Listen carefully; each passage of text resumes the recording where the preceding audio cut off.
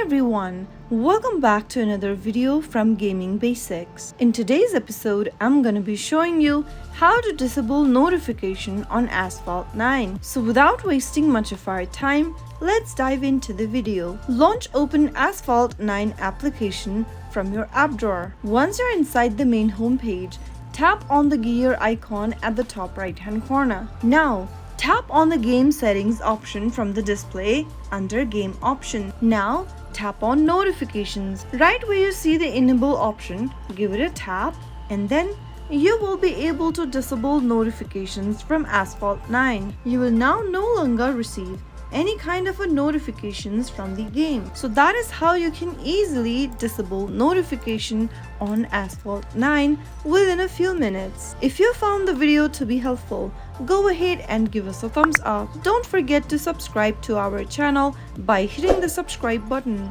and also press on the bell icon so that you'll never miss another upcoming upload from us. I will see you again in the next video. Thank you for watching.